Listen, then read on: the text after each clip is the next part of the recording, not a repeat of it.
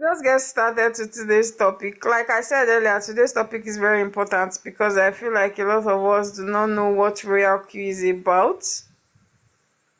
A lot of us think Royalq pays us money, but that is gotten from the cryptocurrency space.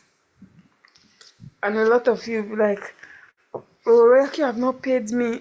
Paid you? How? Royalq don't pay. The money we earn is from the cryptocurrency markets. Royalq do not pay. Royalq is not a Ponzi scheme. Any platform that is functioning, they should have what they are selling. They should have a goods and services they are selling. They should have a way they are making money. That profit they are giving you, they should, you should ask questions. Where do you get it from? But a lot of us that we've done Ponzi scheme in the past, we don't ask questions. And when they ask, most times when we ask questions, say like, how do we get this money? They will block you from the platform or they will block you from the group. I've done Ponzi in the past before where I'm always, inquisitive. Like, how do people make this money? Because where there's a debit, there's a credit. And where there's a credit, there's a debit. So where is it coming from? And I'm not going to mention the platform. When you ask, how do you people get this money? They'll be upset and they'll just block you or they'll remove you from the group because you're asking too many questions. But here in Royalq, you can ask as many questions as you like. Once a platform cannot tell you this is how or this is where the money is gotten from, you are the product. You are the one that is generating the money for them. So if you are listening to us from the YouTube channel and you like to get started, you like to get on board, you want to get started trading cryptocurrency with this amazing tool, just click on the link on our profile. We direct you to our WhatsApp and will guide you on how to activate your robot. After you activate your robot, also guide you on how to start trading. Now today's topic is very important. Like I said, today's topic is talking about how cryptocurrency started, and I'll be actually playing a video. I saw the video. I think the video is really it's a good watch.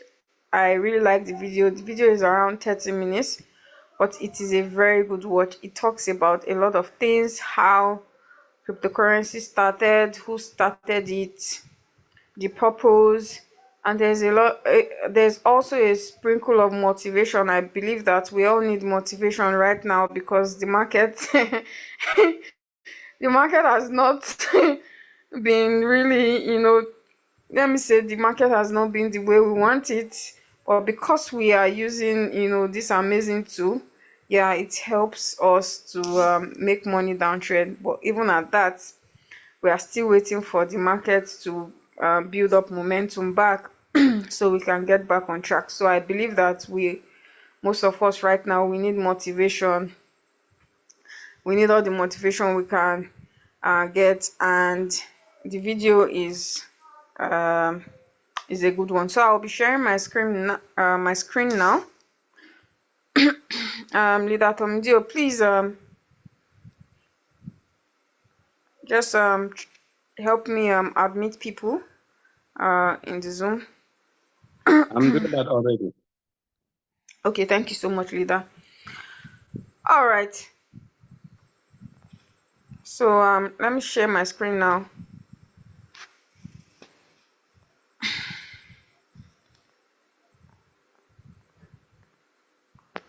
So we are just going to be watching a video of how cryptocurrency started. You'll be seeing a lot of emphasis.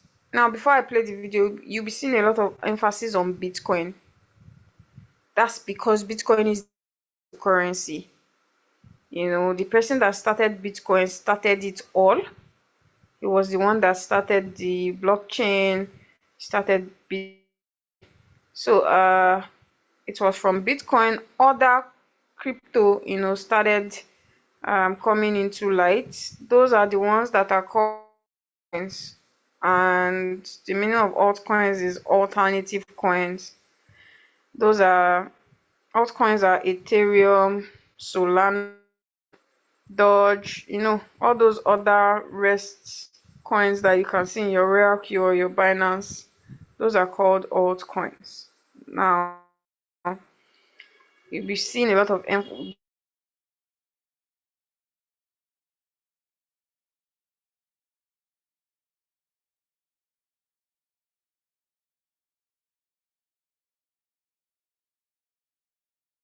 emphasis, like it's talking about this. We are doing cryptocurrency now is because all, and Bitcoin plays times when Bitcoin goes down, altcoins go follow suit. Once Bitcoin is pumping, altcoin follows suit.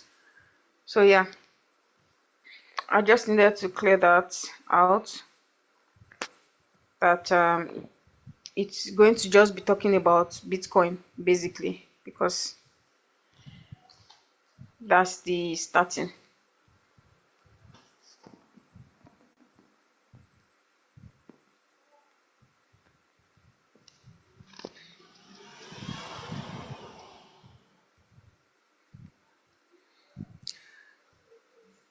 Please let me know, can we see my screen? Yes.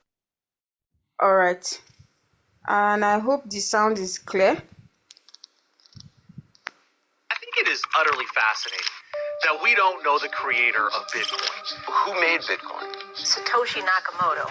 Satoshi Nakamoto. What could possibly be the motivation for us not knowing who this is? His disappearance is what really solidifies Bitcoin's decentralization. This guy actually gave humanity something for nothing. Coin a claim that would end one of the biggest mysteries in the tech world. Satoshi Nakamoto is I do know that one person on the planet that defines the true identity of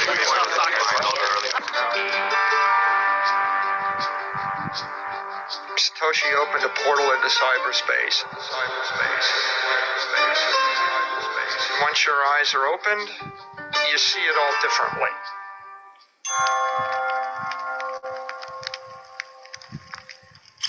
Money has not generally been regarded as having anything to do with journeys into the non-material realm of the spirit. It is generally believed to belong to the material world. It can buy certain things, but it cannot buy friendship, love, intelligence, or the answers to deep and eternal questions about the mysteries of the universe. In fact, money is accused of leading people away from these. This, however, takes us to the curious matter of Bitcoin.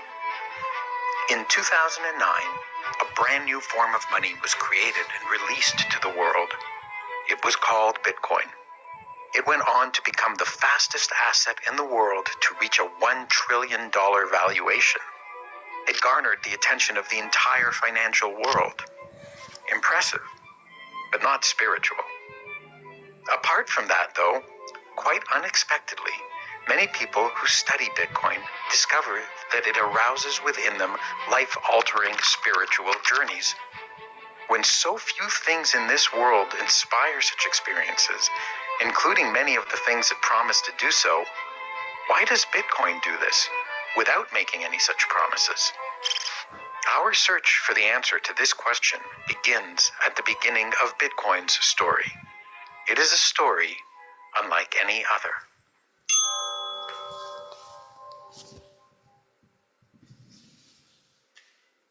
The true origin story of Bitcoin's appearance in the world is one of the most fascinating mysteries ever told. Yet these events all took place in the 21st century, a time when everything is recorded and can be recalled, investigated, and verified. So it is true, verifiably. And the story goes like this. The year is 2008. An epic worldwide financial crisis threatens to destroy the entire global economy. It is known as the Great Financial Crisis. The world's governments and banks are unable to prevent it. At best, they manage to postpone the consequences, but worsen them in the process. Mass destruction looms in the air. Against this backdrop, seemingly out of nowhere, a a mysterious figure appears. He calls himself Satoshi Nakamoto, but we never see his face, and we never hear his voice, because there is no actual individual named Satoshi Nakamoto. Satoshi Nakamoto is a disguise, an online persona. The real person behind this identity is able to keep his actual identity secret, just like superheroes in the comics. Nobody asked for him to appear or to provide any help. Nobody knew he existed. Nobody knows his true identity. Yet, out of nowhere, he shows up, and he brings with him an invention, which he calls Bitcoin. He explains this invention's workings in a short, flawlessly written document. In this paper, he also presents a solution to a problem that mathematicians and computer scientists claimed could not be solved. They had proven that it could not be solved. Yet, despite the theoretical impossibility of solving this problem, Nakamoto provides a solution that does work in practice, and it is an essential part of how his invention functions. The invention itself works as a new form of money, unlike any that came before it. It is an intangible, yet incorruptible money, ruled by no person, no institution, no company, and no government. It is rules without any rulers. For a couple of years, the mysterious Satoshi maintains the system, evangelizes the idea, and finds volunteers to run and tweak it alongside him. And then, poof, quietly, he simply disappears. It's an exit with no fanfare, not even an announcement. He merely leaves, sending a final email to one developer saying he has moved on to other things and that Bitcoin is in good hands. He is never heard from again. What becomes of this invention then? Abandoned by its creator, is it now doomed? Hardly. Despite having no leader, no employees, no funding, and no marketing, Bitcoin roars to life and spreads throughout the world. It is not a democracy. It is not a corporation. It is not a charity. Its fundamental rules cannot be altered by anyone. It is an invention unlike any that ever came before it. As such, it is indescribable with existing words. New ones need to be created to attempt to explain it. And its creation is itself hard to describe. Nobody can quite explain how in one single act, Satoshi was able to simultaneously address the unsolvable mathematical problem and build a system that could run itself without requiring regular maintenance. Bitcoin can, and in fact does, run itself. Moreover, the system is accessible to every single human being on Earth. Nobody needs to go through a sign-up process to use it, and nobody can prevent anybody else from using it. And the system itself cannot be stopped. Even the most powerful governments in the world are powerless to stop it. It is a system engineered to essentially last forever. Its design can accommodate running for billions of years without ever running out of storage space or exhausting user IDs or even requiring any significant upgrade. Its continued operation relies only on the eternal and unchanging laws of math and physics. Bitcoin does so many things that no invention before it could. How did Satoshi do it, people wonder. But because he's vanished, no one can ask him how he did it. In vanishing, Satoshi took with him these secrets, but he left behind, abandoned, approximately 1 million bitcoins that he himself earned in its earliest days, long before the coins were worth anything to others. We cannot ask him why he invented Bitcoin, how he remained hidden, why he disappeared, how he came up with these ideas, or where he found the strength to remain hidden after his disappearance, either at times when Bitcoin was being attacked and looked like it needed his help, or when his million coins reached a value of $1 billion, and then $10 billion. We can only ask ourselves questions about Satoshi. What kind of person was this mysterious creator of Bitcoin who solved a problem thought to be impossible to solve, who kept his identity hidden from every single person and agency in the world, who built an unstoppable and indestructible system, and who mysteriously vanished and turned his back on extreme fame, power, and fortune, rewards so often sought by so many. There are more questions about Bitcoin's story than merely those about Satoshi. In our modern world, we have been raised to believe that nations and large corporations are the world's most powerful entities. Yet, while many of these have opposed Bitcoin, seeking to ban, destroy, seize control of, or compete with it, none have managed to do so. How does Bitcoin survive despite having so many powerful enemies? Why are they its enemies? Why have some changed their views to become its allies? And why have so many people become believers in Bitcoin as a solution to many of the world's problems?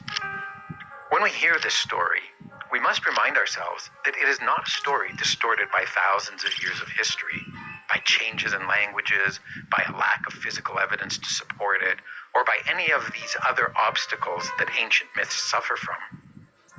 It did happen. And it is in fact continuing to happen before our very eyes. There are already many exciting chapters in Bitcoin's short history. Consider the episodes where nations like China, Turkey, and India outlaw it, or when in America, powerful politicians seek to ban it. There's the attempts by leaders of financial institutions to use their authority and influence to harm and discredit Bitcoin. Yet, Bitcoin survives all these attacks. In fact, it is made stronger by them. The battles do not end there. The heads of the world's largest banks take note of Bitcoin. They laugh at it at first. Then they vilify it. Then they welcome what they think is its underlying blockchain technology. Slowly, they begin to accept it, but they remain cautious. Huge corporations like Facebook attempt to create substitutes, mustering their huge audience, capital reserves, and reputation. They fail. Entrepreneurs and plenty of charlatans pretending to be entrepreneurs try building copycat systems. They obtain the backing of large venture capital firms. They spend hundreds of millions to market their alternatives. But these come and go like the seasons. Bitcoin is often imitated and often attacked, but never duplicated or destroyed. Were it not for the fact that Bitcoin's origin story is so fully documented and so thoroughly and provably verifiable, critics could easily dismiss this story as an unsubstantiated, given how many attacks Bitcoin has reportedly survived. What makes this so extraordinary is that this is a story that flies in the face of many beliefs. This story dispels the belief that we cannot solve problems that experts, scientists, and mathematicians claim to be unsolvable. Erases the belief that a person cannot maintain their privacy or keep secrets. It eliminates the belief that it is only fame, fortune, or power which motivates people. And it invalidates beliefs that nations and corporations are all powerful. All these beliefs are, by this one true story alone, completely shattered. We are left with the realization that it was these old beliefs we held that turned out to be the myths. This story of Bitcoin's origin destroys beliefs so widely held in our present culture that not believing any of them could be considered by many a sign of insanity, or at the very least, a sign of being hopelessly unrealistic. After all, if you disagree that people are driven by greed, whether for power, money, or fame, you are deemed so foolishly naive that you must be stupid. If you believe you can create something worth hundreds of billions of dollars that the world's most powerful governments and armies couldn't stop, you'd be labeled delusional. If you claimed you could do this while being left completely in peace, out of the prying eyes of the media, investigative agencies, and countless others, most would say you were completely ignorant of the facts of reality. And yet, Satoshi showed all of these things were actually possible. The truth of this story forces us to accept that it was our beliefs that were false, and that such ideas as these are not in fact false and insane, but true and attainable. What are we to do then? It is said that nature abhors a vacuum. When something vanishes, it must be replaced with something else. This shattering of old beliefs, then, is the entry point to a new worldview. Seeing that our previous beliefs were false means we must erase them from our belief system. But we cannot leave blankness and emptiness where they once stood in our minds. We need to replace them. The telling of the story of Bitcoin, in shattering old beliefs, thus reveals the entry to a new world of beliefs, which replace the old and cynical ones the story erased. Even more importantly, it causes us to ask what the implications of those new beliefs are. New questions arise, such as, since expert proclamations may be false, which ones in fact are? Should I strive to maintain my own privacy? Can I too avoid being controlled by corporations and governments? What are the things that I value over money, power, and fame? As may be obvious now in retrospect, the best way to initiate a new spiritual journey is to erase old beliefs that no longer stir one's spirit, ones which maybe never did. And since this is what the true story of Bitcoin actually does, it is not surprising that many who hear it embark on a spiritual journey, one which involves asking questions like, where does power really rest today? What else might I believe that is false? What might I be able to accomplish that I thought was impossible? What might others be able to accomplish that we have been told was impossible? What might actually be possible?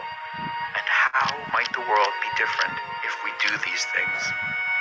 Entering this rabbit hole, as it is known, now freed of those previous constraining beliefs and assumptions, is the moment of spiritual awakening for many. Satoshi's story, being a true story of hope rather than a mere fictional one, rids many people of the idea that hope is just wishful thinking limited to the realm of fiction. It shows unequivocally and provably that extraordinary feats can be achieved even by a single individual. Armed with this belief that many more things are possible than previously thought, the incentive to dream and to hope and to work to make those hopes and dreams come true in reality is ignited.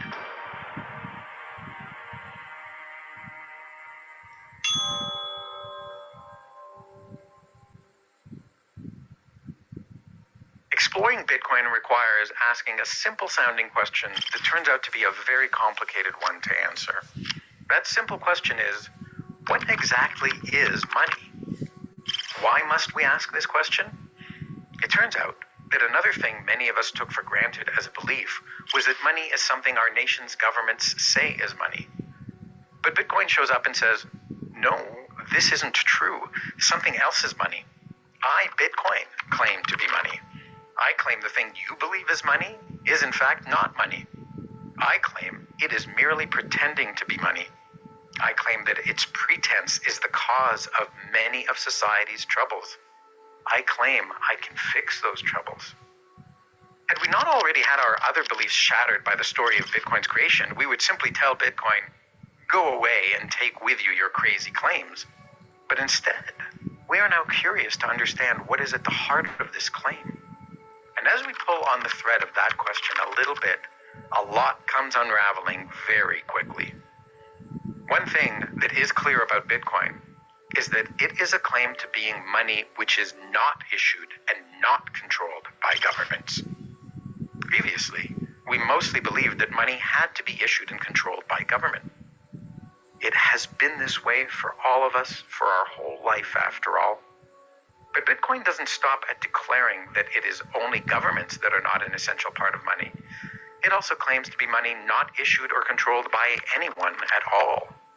No banks issue it or control it. No regulators, no corporations, no charismatic leaders. Nobody. Bitcoin asks us to separate the idea of money from the institutions and people that have come to control money. In today's world, these happen to be governments, central banks, financial insiders, powerful multinational corporations, militaries, and other hugely powerful institutions. Bitcoin, if it is money separated from all human control. Bitcoin allows us, for the first time ever in our lives, to look at the idea of money purely as money, separated from any contaminating influences and control. It cuts away the external and distorting influences upon money from the thing that money itself is. It allows us to look at money alone, in isolation, in its purest form, purified money. This is true whether or not we come to believe or accept that Bitcoin is purified money, because in just making this claim, Bitcoin causes us to ask, what is purified money when it is separated from the controlling influence of others? Some of us discover that money itself, which we previously thought of as an integral part of a system corrupted by many forms of wickedness, greed, injustice, and unfairness, turns out to have nothing to do with any of those things. We find that money is good, and that it is as much a victim of that corrupted system as we are. We learn that purified money is simply a way for us to deal peacefully with each other through mutual agreement. It simply lets us trade something we have, like our possessions, our skills, or our time, with other people in exchange for something they have, money. And that we can then use our money to trade for something someone else has, their possessions, their skills, their time, without force, without violence, without lies, without someone else taking a cut, without someone else telling us whether we're permitted to. Pure money is the enabler of peaceful dealings between free people. This is a powerful insight in and of itself. It also opens us up to a further step in our spiritual journey, exploring other things in their purest form.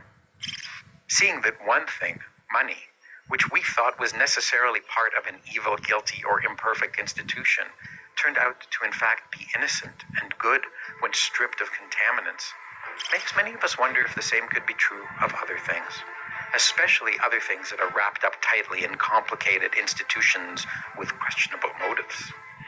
We are freed to ask, what if I separate some other idea from the institutions now in control of it? What is education apart from the schooling system and degree-granting institutions? What is healthcare apart from the medical establishment and pharmaceutical industry? What is morality when stripped of authorities claiming a monopoly on it? And for some, or perhaps many even, what is spirituality, religion, or God apart from the institutions claiming to speak on their behalf? And as we begin to explore those questions, it turns out that for many of us, the source of much of our concerns, our anger, our hatred, or our frustrations with these and other topics is not actually related to the core or pure idea. Instead, it is the institutions that have wrapped themselves around the idea that have tainted it. So for those of us who rejected the moral, spiritual, and religious realm because of our dislike or mistrusts of its earthly institutions, Bitcoin now provides us with a template for asking and learning about that thing purified, extricated from these contaminants. And if we do, then so begins another journey, or several, framed similarly to our first question that Bitcoin made us ask of what actually is money. We now ask, what actually is learning? What actually is being healthy? What actually are purpose, morality, and spirit? Isn't it remarkable that asking the simple question, what actually is money, begins for many a journey whose path might lead to asking a question like, what actually is God? And then going down that path.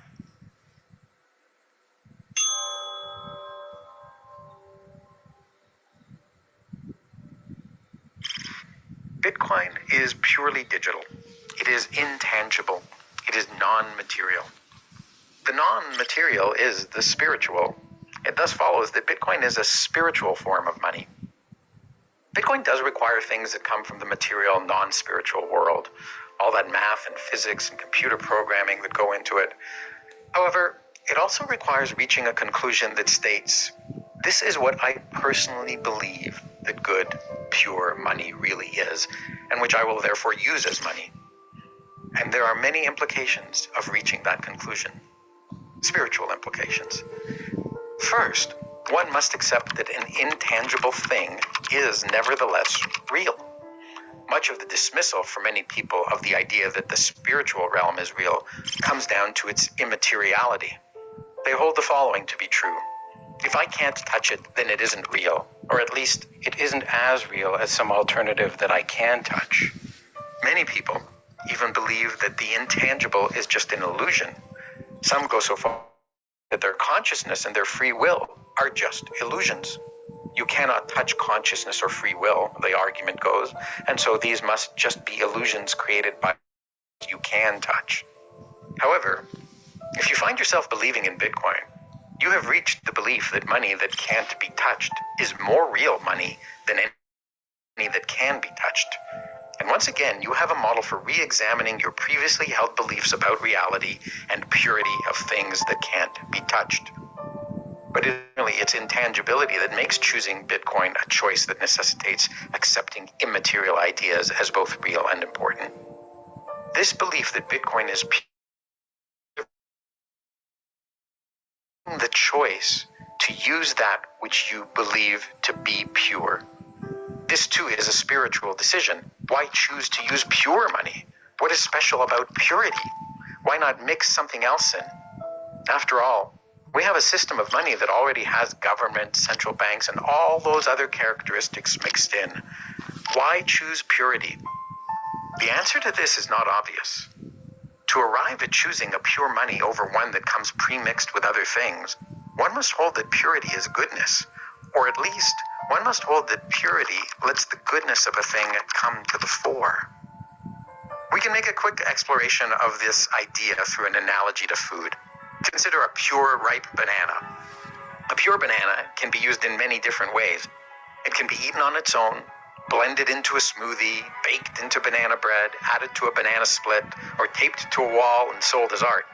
But once made into something else, the banana is committed to a state other than pure banananess, thus limiting its potential uses.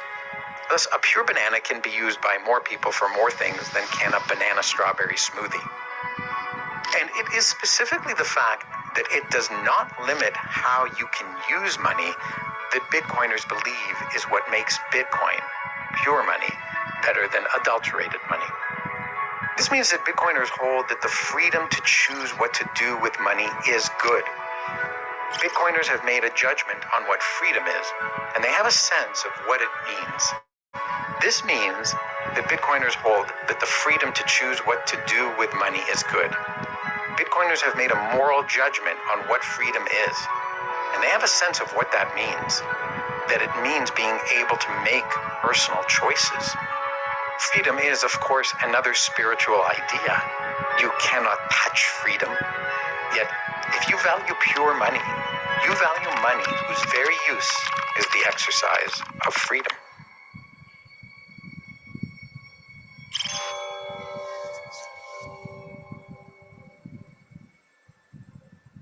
A spiritual journey almost always entails asking the question, what are the most important matters?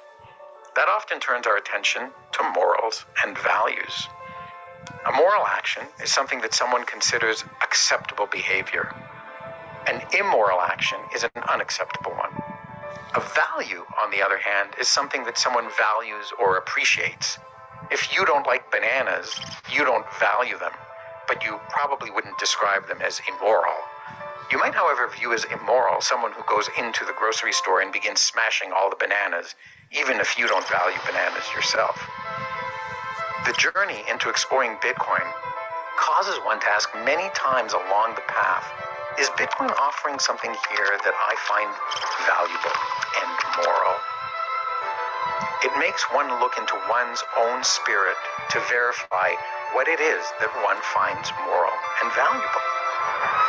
It is worth emphasizing here that Bitcoin does not say, choose me for I am good. It merely says, here I am as I am. Judge me for yourself. Choose for yourself. If you judge me good, use me. If you do not, don't. You do not use Bitcoin because someone made you do it, or because Bitcoin forced you to use it. You use it because you, based on your values and your morals, choose to use it. Let's take a closer look at what this means. One early lesson along the Bitcoin learning journey is the realization that nobody can ever change certain things about Bitcoin, and that this means that never in the future will certain actions be taken, including actions that are taken all the time in our current money system. One example of such an action would be some authority creating more money in an emergency in an attempt to fix an economic crisis. When they arrive at this reality about Bitcoin, that it cannot be changed, a student of Bitcoin must then ask themselves, well, is this a good thing or a bad thing? Or perhaps it is not good or bad, but just a value choice, like liking bananas or not liking them. Thus, we see that it is impossible to evaluate Bitcoin and reach a judgment about it without putting it through a lens of values and morals. There is no evading this question and choosing Bitcoin without considering this fact. Many people, when they come to this exact question, begin asking it of many other people to see what they may think and why. It begins a new dialogue about what is valuable and moral. These discussions represent re-examinations, or in some cases, examinations for the very first time, of what we each consider moral and valuable. So studying Bitcoin turns out to be not a mere study of the nature of money, of economics, of math, or computers. It turns out to be a study of one's own values and morals. And what are your values and morals, if not deep parts of your very soul? Yes, studying Bitcoin not only initiates a spiritual journey involving the study of purity and goodness in money, or the purity and goodness of education, healthcare, or other commonplace services, it also sends one on a journey of exploring what lies in their own evaluations of what is good and what is valuable, according to one's own soul. Some people may, after studying it, reject Bitcoin. If they do reject it, it will not be because the math or programming doesn't check out. If they reject it, it will be because they have looked inside their own spirit and deemed Bitcoin's offerings immoral or without value. And indeed, that is the claim that some people make. However, if you accept Bitcoin, you will also not likely do so just because the math and the programming check out. I don't know a single Bitcoiner who draws the line here. If you choose Bitcoin, you will have chosen it because you judged that what Bitcoin offered was something moral and valuable that nothing else offered. Why might you judge it good? Is it because, for example, it can't be stolen? Good, in this case, is a moral judgment. It is because you accept spiritually that stealing is bad. Bitcoin asks you to discover your morality for yourself rather than telling you what is and isn't moral.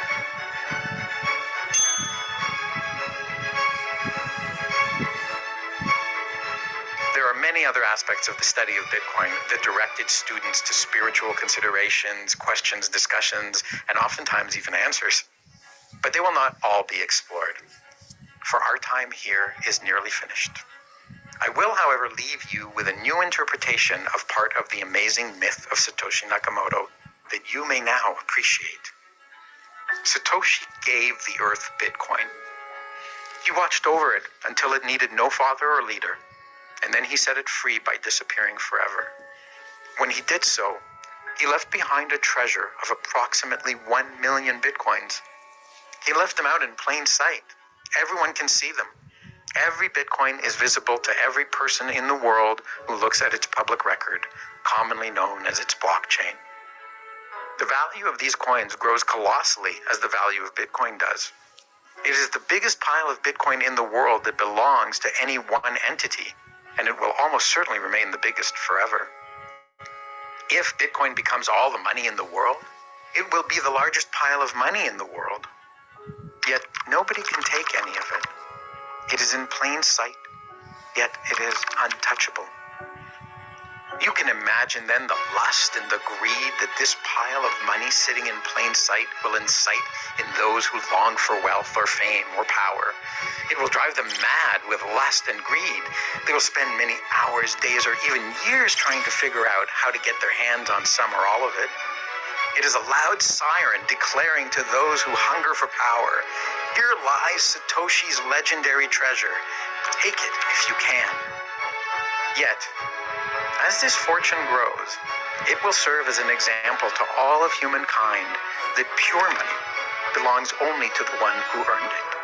And pure money gives its owner the freedom to do with it as they choose.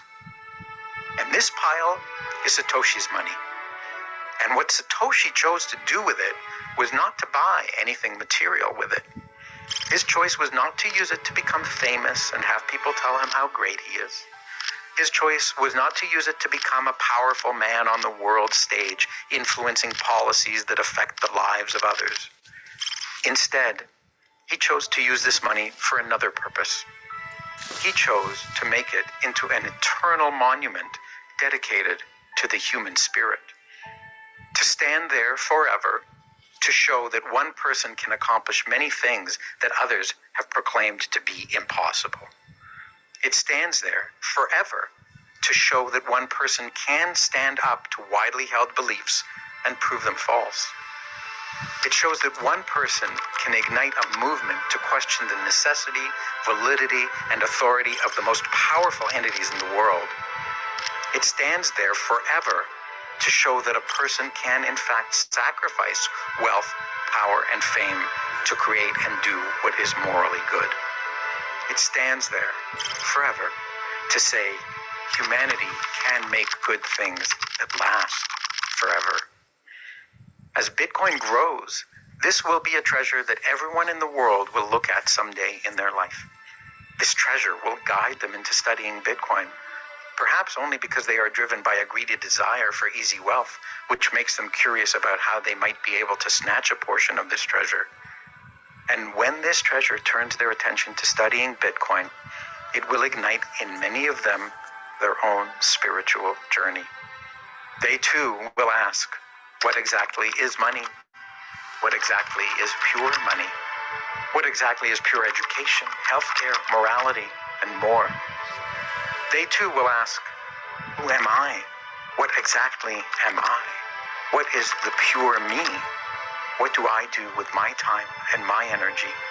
This treasure will send them on a journey that leads them to knowing truly for themselves what it is they personally judge to be valuable, what they judge to be good, and what they choose to do with their life, because it will take them closer to knowing who they purely are. And so, the lesson to be learned by anyone who looks upon Satoshi's coins, whether it is with mere curiosity, or with greed, or with awe, is actually this. Do not waste your time reaching for this pile of money. For if you do, you will waste your precious time on earth. This money is not yours and does not belong to the pure you. This money is not, in fact, the real treasure of Satoshi Nakamoto. This is merely an incorruptible monument paying tribute to the real treasure. The true legendary treasure of Satoshi Nakamoto, however, actually available to you. And it is available to everyone. It is available at no monetary cost. The true legendary Satoshi Nakamoto is the discoveries you will arrive at on your personal spiritual journey of finding out what is true, what is pure, who you are, and what you will do with your precious time because you judge it valuable and good. It is this incalculable treasure that is the pure, authentic, uncontaminated you. A treasure more rare and precious than any other that will ever.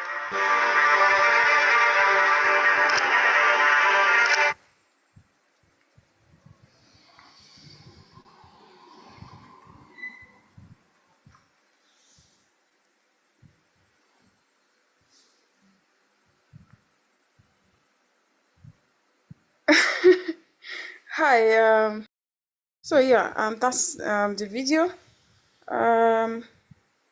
I hope it was audible enough and you were able to watch it. Someone is on the comment section said before the popcorn were ready. People go down, people go down sleep finish. Which popcorn? Said movie night. Okay, so I'll just reading you guys chat on the chat box. Yeah, it's funny. So yeah, that is basically the video.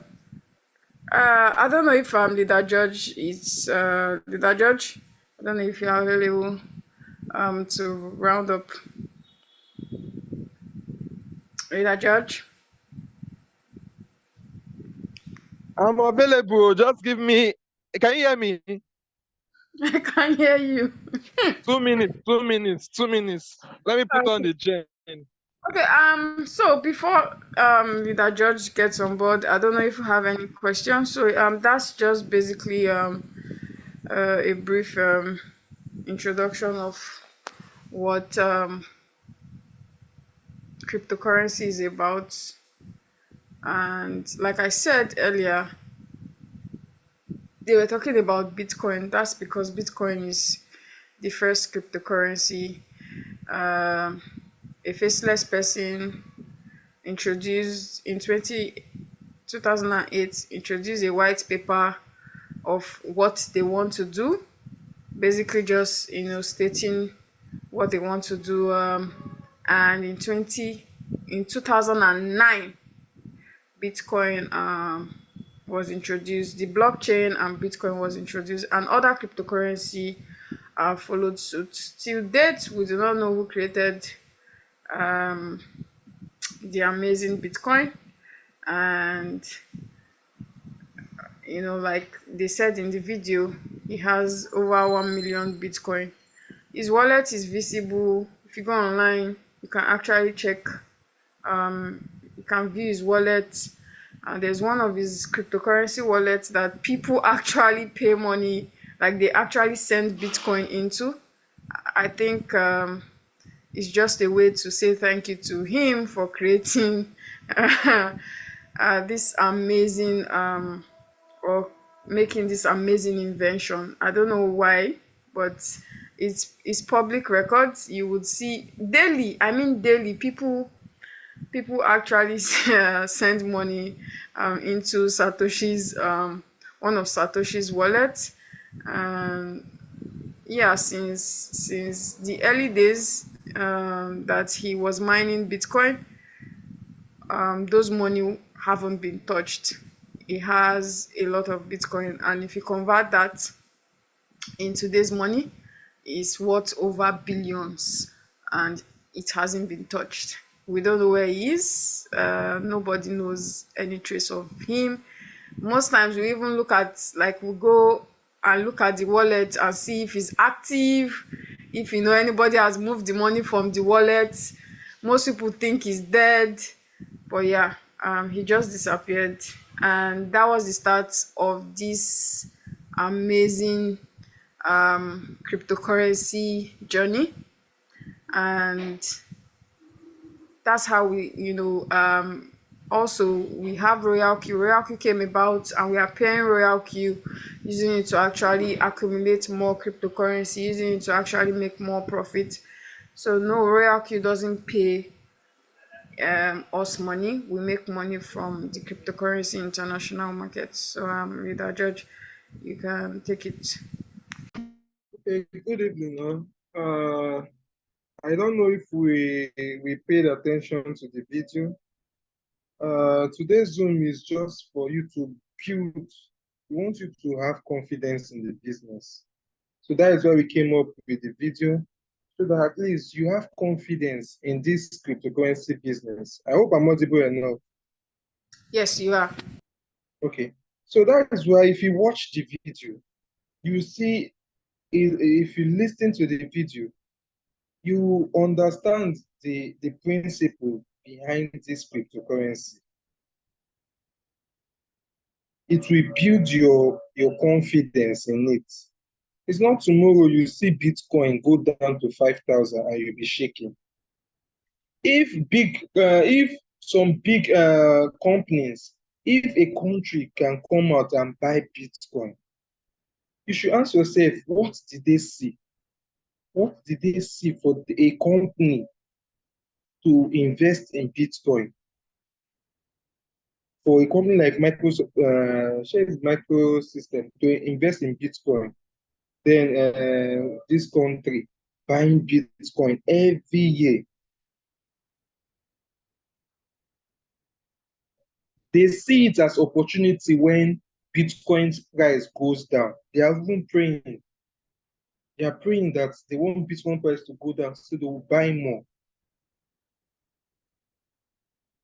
If you have this confidence and knowledge about this business, about cryptocurrency, you will see that you'll be happy when crypto goes down.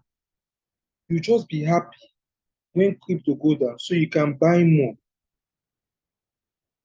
I'm in regret today that Solana, when I had the chance to buy Solana, I did not buy plenty. I saw Solana at $29 for one. That is how some people are having regret today for Bitcoin. So people saw Bitcoin at $1. So people saw Bitcoin at $20. So people saw Bitcoin at $50 for one. So people saw Bitcoin at like at 1,000. I saw Bitcoin in 2020 at $2,000 for one Bitcoin. You see, most people that are wealthy today, it's not that they were walking on the road and they saw money. No, it's just one information they got and they used it. One opportunity just came and they used it. Just imagine you bought 2,000 Bitcoin at when it was $20. People are wealthy today, courtesy of cryptocurrency, courtesy of they believed in the project, they key in the project. Even when Bitcoin was down, they still stayed focused. And when you look at the history of Bitcoin, the principle behind Bitcoin, the structure, the blockchain, and all that, you see that it's not like this our naira, our fiat currency that a government can decide to print more. Emefiele printed almost use how many million to print how many billion to print more million, something like that. Misappropriation going on in the government, printing money up and down. You will not tell, okay, we are looking for so trillion. Who is with it? In the fiat currency system, you can't tell who is with who. But in the blockchain, if you go to Bitcoin blockchain, you will see different addresses holding so amount of Bitcoin. You will see how the Bitcoin is set. Nobody can hide it. You see different wallets holding so amount, this one holding so amount, this one holding so amount. You see it on the blockchain. That is why you see that some companies are keying into it. I'm trying to remember this country. They used to buy it Sri Lanka. they used to buy it every month or every year. This company too also buys it.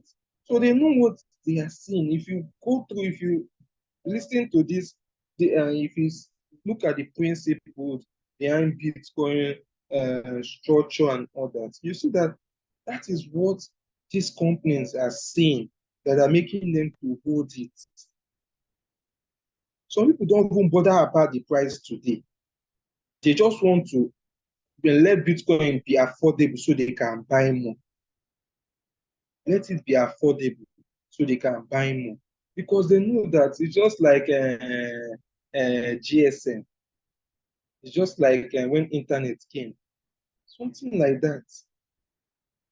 So some people have already seen the future. And we started in trade by barter.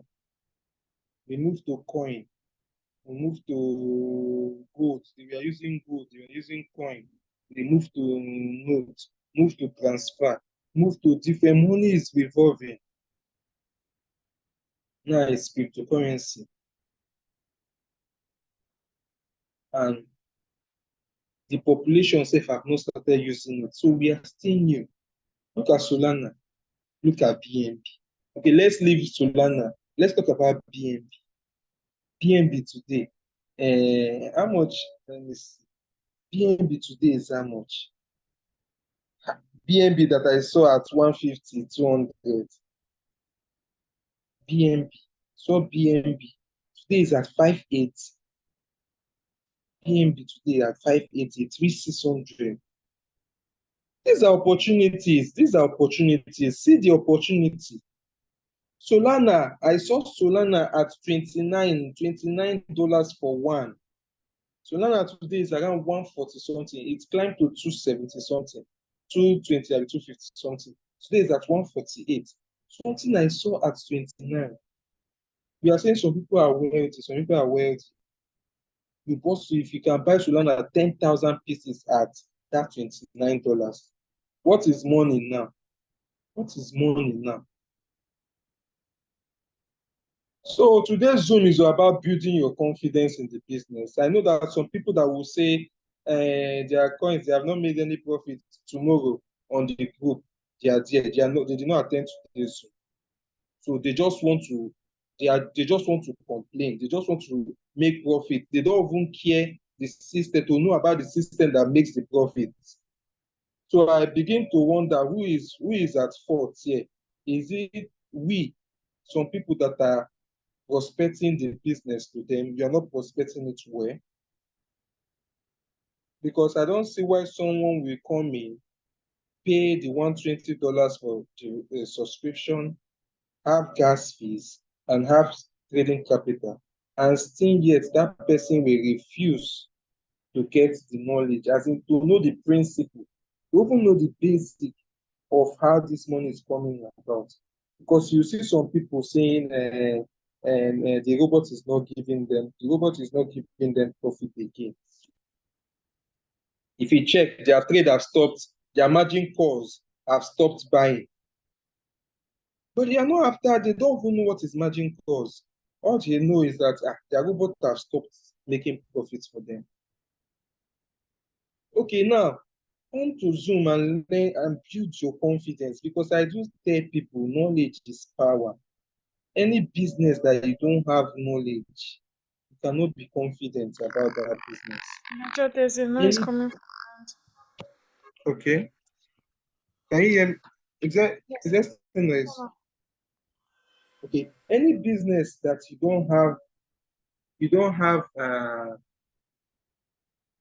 the knowledge about the business, you see that that business you can never be confident about. You are not confident about the business. And any business you are not confident about, you cannot tell another person about it. That is the truth. Believe it or not. You have started Royalq, this is your fourth year, 5 years. You have not registered one person. You have not been able to invite one person here. It's because of you have refused to get the knowledge. If you get the knowledge of the business, get the knowledge of crypto, you have that confidence. When you have that confidence, if you see me on the road, you know that if you see me maybe driving my car, visiting my project, you know that it's not my work that is, even my boss knows that it's not my work that is giving me money to finance these things. When you have the knowledge of a business, you have confidence. When you have confidence of a business, you can sell that business to anybody because you are sure you have the knowledge about the business. Nothing can go wrong. Bitcoin today is around, last time I saw it, should be around 50 something. What if you wake up tomorrow and you see Bitcoin at 81? Will you be wealthy? Answer yourself.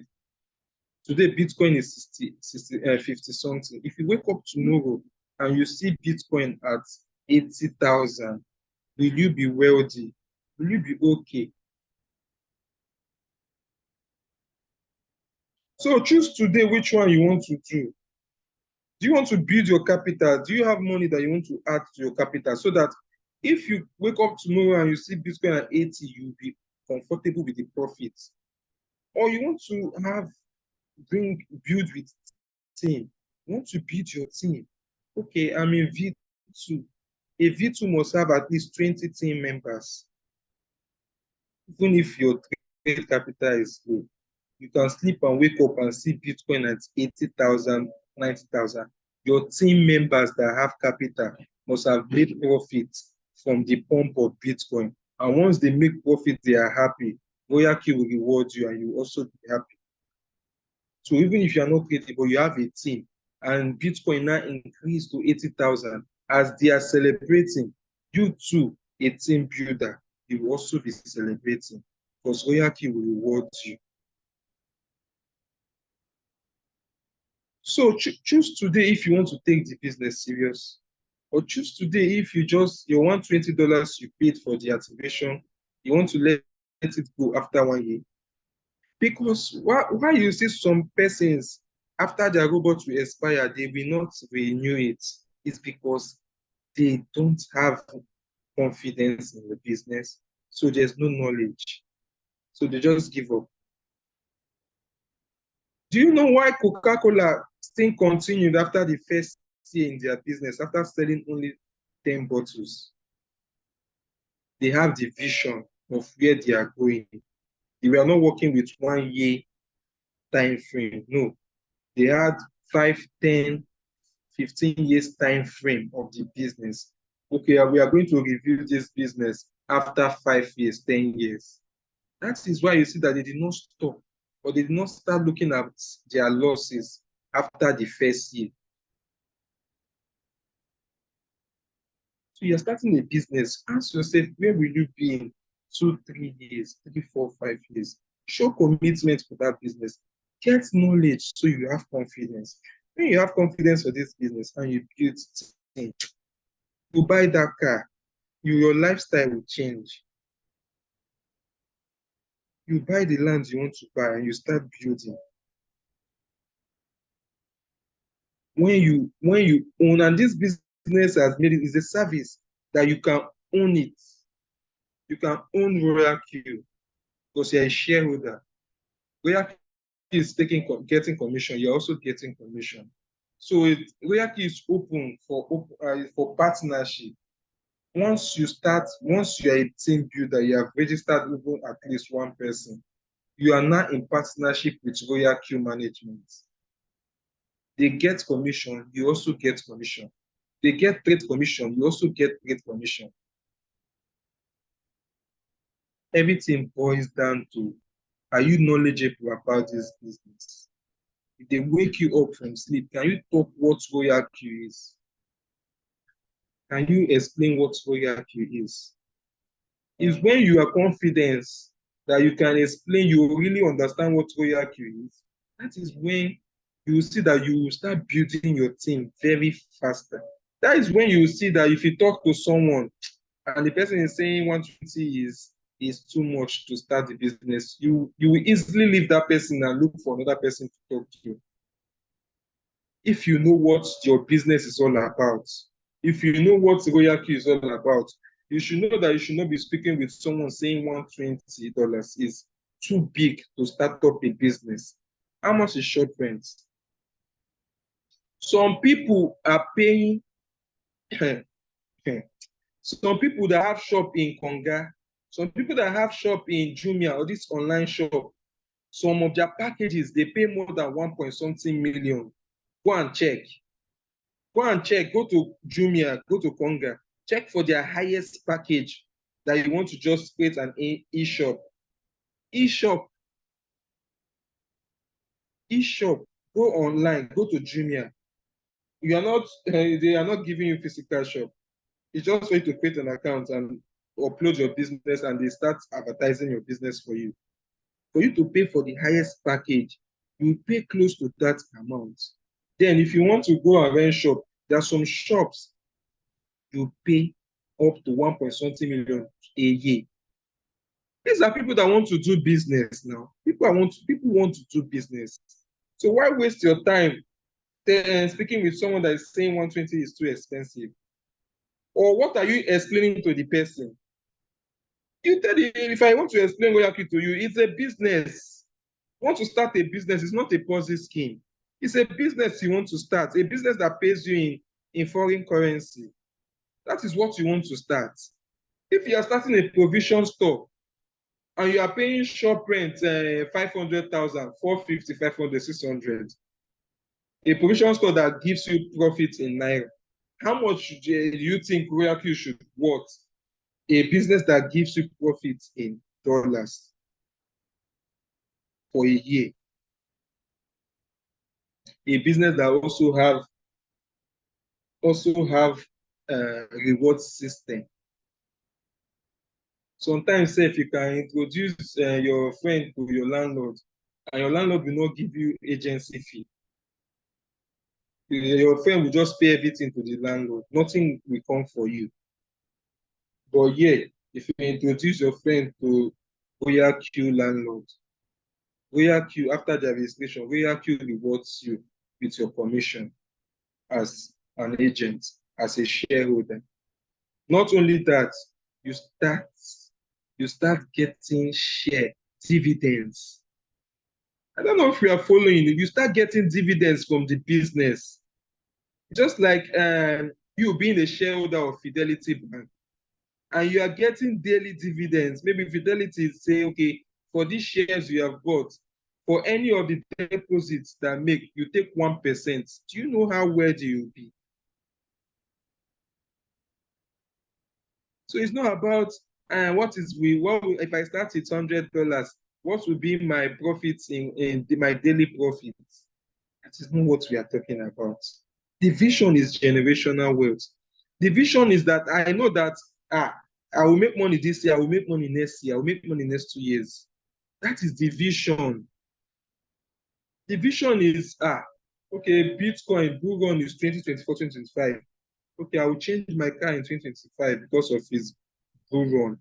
Then before the bull runs end, I will try to grow my trading capital so that in the bear season of 2026, I will see enough capital to still be doing business, enough capital to buy the dip of 2026. 2026, then some part of 2027, before coins will start increasing in 2027, February, March, April, May. This is knowledge speaking. You already have plans. So I believe you have watched the video. I don't know if Leader Osha have anything to say, or if you have any question, you can go ahead. Thank you. Thank you so much for that, George. Thank you so, so much. Do we have questions? Doesn't have to be today's topic. Please, if you have questions, you can either use the chat box or mute yourself before we round up today's Zoom. Do we have questions?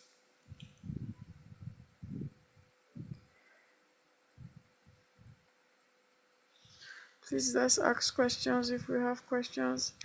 A lot of you,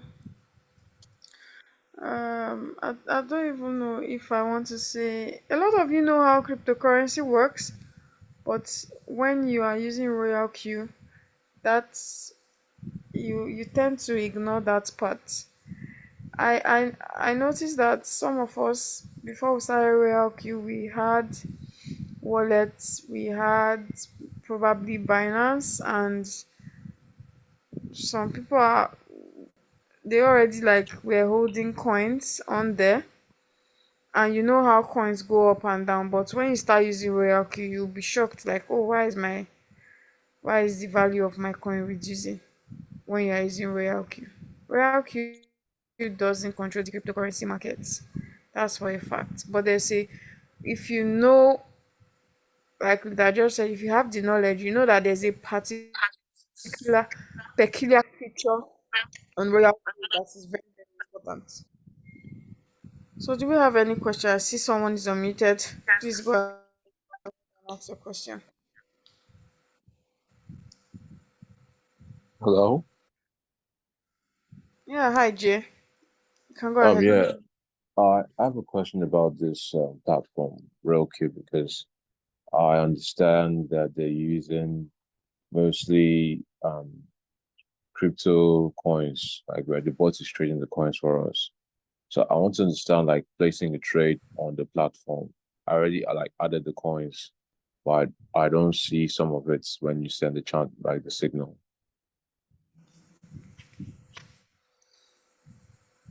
Which exchange are you using? Binance. And you've added the coin, but you're not seeing it on your Royalq.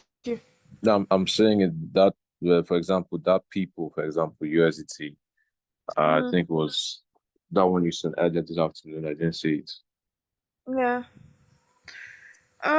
Is there? You just have to you have to add the coin. You said you've added it. That's the only explanation I can give you. If you add it very well. So basically what you just do is click on the plus sign and you click on spot and then you click on all and then you click on add. That's it. You have to click on all. You have to select all and then you click on add. Then you can search for people, you'll see it. Or you can contact your upline. Who's your upline? Danny, Danny Empires. Danny. Are you is it you that is unknown on WhatsApp? Yes. Chat me now. I'm attending to you. You are the one ghosting me now. You're not letting me to explain over explain. You are ghosting me. Chat me up. After the Zoom, I'll attend to you. Don't worry. Thank you. Welcome. Do you have any other question, please? Alright, since we don't have any other question, I'd like to round up today's Zoom section. Like Leader George said, you need the knowledge. Please, this is not a Ponzi scheme. I don't know what your upline told you. And there's something we should understand. When somebody is telling you or explaining a business to you, they cannot tell you everything. That's the truth. They'll just tell you the most important thing.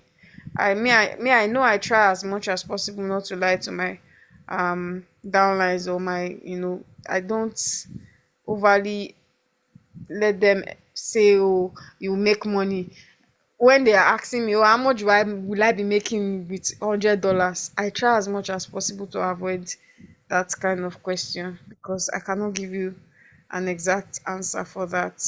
So understand that someone cannot explain all the business for you when they are like when they are introducing you to a business. You have to learn as when you get started, you have to learn. So that's why we are doing this Zoom, educating you about what cryptocurrency is all about and also what Royalq is all about, because what you are doing, you are trading cryptocurrency. There's nothing you are doing, nobody's paying you money from anywhere. The money is gotten from the cryptocurrency market. So whatever the market is doing, that's what we receive. So I hope we understand that part. So anywhere you see any video about cryptocurrency, not only Royalq, yes, when you see videos about Royalq, yes, you watch it. But anywhere you see any news about cryptocurrency, videos about cryptocurrency, watch it. You are first a trader before you now say, oh, I'm using robotics to trade. But you are first a trader. That's the truth. And you want to be able to, at least when those people that are trading manually stand, you should be able to stand too. Me, if I see a manual trader, I'll be able to stand. That's the truth. I have the same knowledge. I don't think there's anything they know that I don't know. And you have to be able to get that kind of knowledge, please, about what cryptocurrency is, about trading, how to even use your exchange. You have to know how to navigate your exchange very well. You have to know how to use your exchange. Some people don't know how to transfer, move funds from their funding to their spot wallets. So you notice that most people, when they want to start a trade on Royalq, the trade is not starting because your money is in funding wallet. So how does it work? You won't be able to trade. because you are trading sports. So that money needs to be in your sport wallet, not funding wallet. So these are the things, and anything you want is accessible to you online. Just type, oh, how do I move funds from my, my funding wallet to my sports wallet? How do I do this? How do I convert my BNB, or how do I convert my BTC to USDT? These are things you should, be able to know. Please always try to source for knowledge as much as you can. Also, our Zoom days and time, Mondays and Thursday, 8:30 p.m. Nigerian time. We are always here, and what we do here is basically to teach and educate you how to make money with your Royalq. That's what we do here. We are not, we are not coming here to play. Basically, that's what we do. So if you want the knowledge, we're always here Monday and Thursday, 8:30 p.m. Nigerian time. You can always ask your questions, follow up also on your upline or any leader that is assisting you. Ask questions, and don't just ask questions without attending Zoom meetings and watching videos, please. Ask questions when you attend and you don't understand, and you're like, oh, I attended the Zoom or I watched this video but I still do not quite understand it. Yeah, that's understandable to ask questions, but you are not attending Zoom, but you'll be coming to come and be asking us in our DMs what we always talk about, in the Zoom. So yeah, if you are new here, you do not have an activated robot, get back to the person that sent you to join this Zoom. They'll give you a YouTube, they'll give you a link rather. They'll give you a link and guide you on how to activate your robot, and then we'll guide you on how to start trading. Also add you to our WhatsApp group where you start learning how to trade.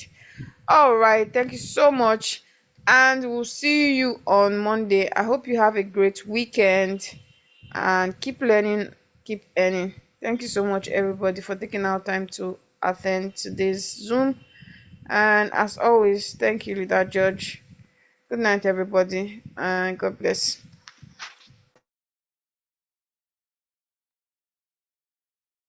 Good night, everybody. Leader Tom Dio, thank you for tonight. Yeah, thank you. Thank you, Leader. Mm.